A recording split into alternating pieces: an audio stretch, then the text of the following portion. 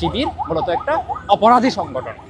একেবারে সাধারণ শিক্ষার্থীরা হয়তো অনেক সময় হচ্ছে বলতে চায় যে তারা ছাত্র রাজনীতি চায় না, কিন্তু সেই সাধারণ শিক্ষার্থীর মধ্য থেকে নেতৃত্ব দিতে দেখতে পাই আমরা যে ছাত্র শিবিরের নেতাকর্মীদেরকে এই যে পরিচয় গোপন করে, ভিন্ন একটা পরিচয় ধারণ করে একেবারেই জনসাধারণের কোনো জিনিসটাকে হচ্ছে হাইজেক করা কিংবা হচ্ছে স্যাবোটেজ করা, এই যে কালচার কিংবা এই যে প্রবণতা, এটা কোনো রাজনৈতিক প্রবণতা না।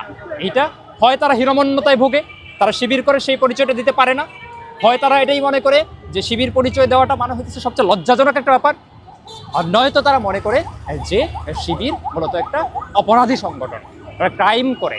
হ্যাঁ, ফলে তারা কি করতে হয়, এই পরিচয়টাকে আড়াল করতে হয়। পরিচয় আড়াল করে হচ্ছে সামাজিক এবং রাজনৈতিক পরিসরে ভিন্ন নাম দিয়ে, বিভিন্ন পরিচয় দিয়ে অমুক সংগঠনে ঢোকা, তমুক সংগঠনে ঢোকা কিংবা সাধারণ কোনো আন্দোলনের মধ্যে ঢুকে একটা নির্দিষ্ট এজেন্ডা বাস্তবায়নটা হচ্ছে তাদের কাজ। এবং এই যে গুপ্ত রাজনীতি, এই গুপ্ত রাজনীতি যতই তারা এখন হচ্ছে নানাভাবে ফ্রেমিং করার চেষ্টা করুক না কেন, না এরা সাধারণ শিক্ষার্থী, না আমি কোনো নিরপেক্ষ ব্যক্তি, আমি হচ্ছে রাজনীতি করি না, নানান ধরনের আলাপ করতে চায়, এটা কিন্তু একেবারে এক্সপোজড।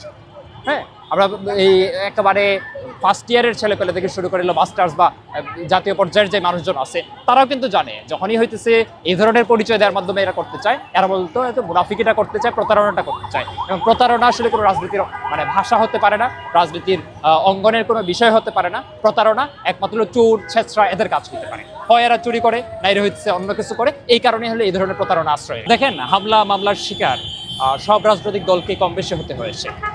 এই বাংলাদেশে যারাই হচ্ছে ক্ষমতা একটু দীর্ঘায়িত করে তারাই হচ্ছে মূলত হচ্ছে নিপীড়নকারী এই দলে পরিণত হয়। এবং এই যে নিপীড়ন, রাজনৈতিক কর্মীদেরকে নিপীড়ন, বাংলাদেশের ইতিহাসে বহু দলের উপর ভয়ঙ্করভাবে নিপীড়ন হয়েছে, কিন্তু কেউই আসলে ক্ষমতাসীন দলের অংশ হয়ে মানে এই যে গুপ্ততা, সেটা আসলে কেউ করে নাই।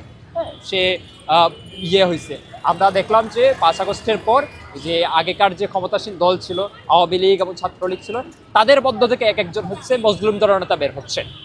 এই প্রবণতা আমরা দেখলাম যে 5 আগস্টের পরে আসলে থামে নাই, এবং তারা ভিন্ন ভিন্ন নামে, ভিন্ন ভিন্ন পরিচয়ে, ভিন্ন ভিন্ন মানে তারা আবার বের হচ্ছেন এবং নিজেদেরকে সাধারণ সাধারণ দাবি করতেছেন।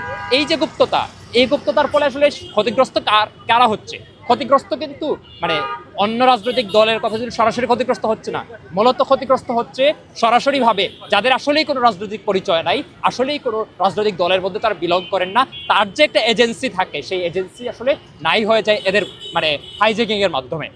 এবং এই বাস্তবতা আসলেই নাই যে এখানে পরিচয় গোপন করে আসলে রাজনীতি করতে হবে। ঢাকা বিশ্ববিদ্যালয়ে কিংবা বিভিন্ন বিশ্ববিদ্যালয়ে বিভিন্ন মতাদর্শী শিক্ষার্থীরা আছে, তারা বিভিন্ন ধরনের আক্রমণের শিকার হয়, মৌখিক আক্রমণের শিকার হয়, শারীরিক আক্রমণের বিভিন্ন সময় হইতে হয়, কিন্তু তারা পরিচয় গোপনের কোনো প্রয়োজন পড়ে নাই। কিন্তু বারবার দেখতে পাই আমরা শিবিরের নেতাকর্মীদেরকে, তারা বারবার হচ্ছে পরিচয় গোপন করতে চায় যে তাদের সাথী আছে, যাদের সদস্য আছে, তাদের পরিচয় আমরা জানি না। আমরা শুধু জানি একজন সম্পাদক থাকে কিংবা একজন সভাপতি থাকে, এই ধরনের 2-4 জনের পরিচয় জানি, কিন্তু বাকি যে শয়ে শয়ে স্টুডেন্ট আছে সবাই হয়ে যায় সাধারণ শিক্ষার্থী, সবাই হয়ে যায় মজলুম, সবাই হয়ে যায় হচ্ছে মানে নিরপেক্ষ বুদ্ধিজীবী।